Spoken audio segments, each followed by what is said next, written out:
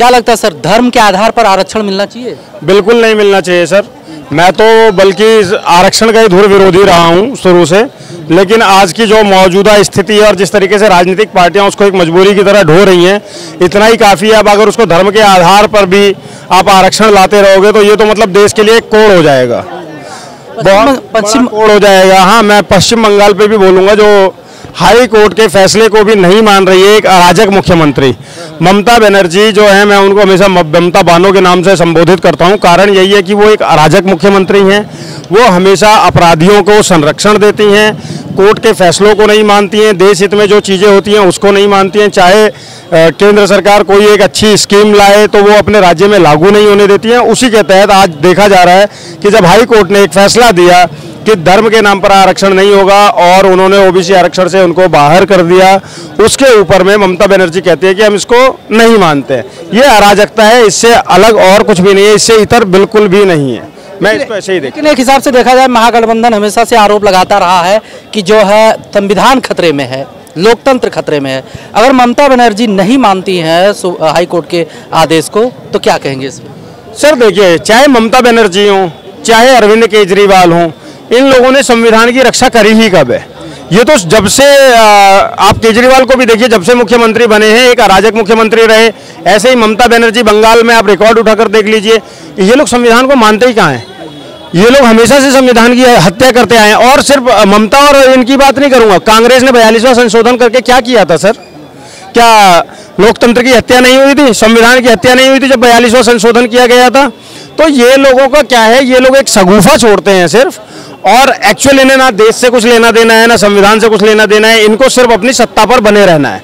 इनको कैसे भी करके अंग्रेजों के जाने के बाद जो कुर्सी इनको मिल गई थी और इन्होंने लगभग 65 साल राज किया, जिसमें से कोर 55 साल तो कांग्रेस ने ही राज किया, तो वो जो काले अंग्रेज, गोरे अंग्रेजों के जाने के बाद जो काले अंग्रेज बैठे थे, उनको किसी भी बाई हुक सिर्फ और सिर्फ सत्ता चाहिए, कुर्सी चाहिए। इसके लिए इनको किसी की भी हत्या करनी पड़ेगी तो ये करेंगे। और ये जो लोकतंत्र की गाथा गाते हैं, मैं हमेशा पूछता हूँ एक बात, आज जब ममता बनर्जी हाईकोर्ट की बात नहीं मान रही है तो क्या ये लोकतंत्र की हत्या नहीं है? जब दिल्ली का मुख्यमंत्री जेल में जाकर जेल से सरकार चलाने की बात करता है तो क्या ये संविधान और लोकतंत्र की हत्या नहीं होती है? जब एक राज्यसभा सांसद पीटी जाती है मुख्यमंत्री के आवास में, तब ये लोकतंत्र की हत्या नहीं होती है? इन पे ये लोग कोई जवाब नहीं देते हैं, इनके पास जवाब है ही नहीं एक्चुअली। क्या जब 84 के दंगों में मेरे सिख भाइयों का नरसंहार हुआ था तब लोकतंत्र की हत्या नहीं हुई थी? या फिर एक और चीज बताइए, 25 जून 1975 को जब इंदिरा गांधी ने जबरन इमरजेंसी लगाकर देश के, उन्होंने जाति धर्म थोड़ी देखा था। जो भी बुद्धिजीवी थे, जो भी एक्टिविस्ट थे, जो भी नेता लोग थे, पत्रकार लोग थे, सबको ठूस ठूस कर जेल में डाला गया था। क्या वो लोकतंत्र की हत्या नहीं थी?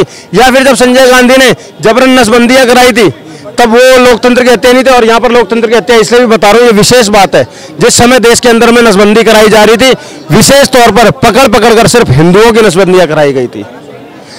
एक समुदाय की सिर्फ नसबंदी कराई गई थी जो कि बहुत ही वो था। तो क्या ये लोकतंत्र की हत्या नहीं थी? ये लोग शुरू से लोकतंत्र की हत्या करते आए, शुरू से लोकतंत्र की हत्या करते आए और आज भी हत्या ही कर रहे हैं, उसके अलावा और कुछ नहीं कर रहे हैं। इनकी अपनी पार्टी की महिलाएं सुरक्षित नहीं है और ये लोग लोकतंत्र बचाने की बात करते हैं, जो अपनी महिलाओं को पिटवा देते हैं। बार बार विपक्ष आरोप लगाता रहा है कि अगर मोदी जी फिर से सत्ता में आए तो जो SC ST का आरक्षण है वो खत्म कर देंगे। खत्म होना चाहिए भैया, खत्म होना चाहिए। सर मैंने जैसा कि आपको पहले भी बोला, मैं आरक्षण का समर्थक नहीं हूँ। मैं चाहता हूं कि आरक्षण, जातिगत आरक्षण हटाकर आर्थिक आधार पर आरक्षण दिया जाए, मैं इसका पक्षधर हूं। लेकिन फिर भी सरकारों की मजबूरी है, चाहे वो पहले कांग्रेस थी चाहे आज भाजपा है, सबको अपना एक वोट बैंक देखना। मुझे इसमें बोलने में बिल्कुल भी गुरेज नहीं है और उस वोट बैंक को देखते हुए ये लोग आरक्षण को आगे कंटिन्यू कर रहे हैं, ठीक है। लेकिन एक चीज आप विशेष ध्यान रखिएगा, मोदी जी ने मंच से एक बात बोल दी थी कि आरक्षण कोई खत्म नहीं कर सकता है। चाहे उन्होंने वोट बैंक के लिए ही बोला, मुझे नहीं पता, लेकिन उन्होंने बोल दिया कि आरक्षण खत्म नहीं होगा, ना कोई करेगा। तो या तो आप अपने प्रधानमंत्री की बात मान लीजिए या फिर विपक्षों की बात मान लीजिए, ये फैसला आपका है, अपना स्वविवेक पे है आपके। चलिए, क्या नाम है? राकेश सिंह। कहाँ रहते राकेश?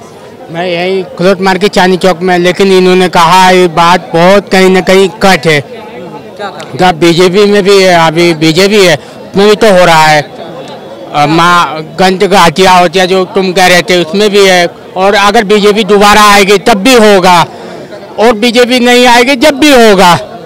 क्या होगा, क्या यही बदलाव, जैसे कि अभी इन्होंने कहा कि ममता जो है कोर्ट का आदेश नहीं मान रही है, तो आम आदमी क्या मानेगा तुम्हारा प्रधानमंत्री की बात?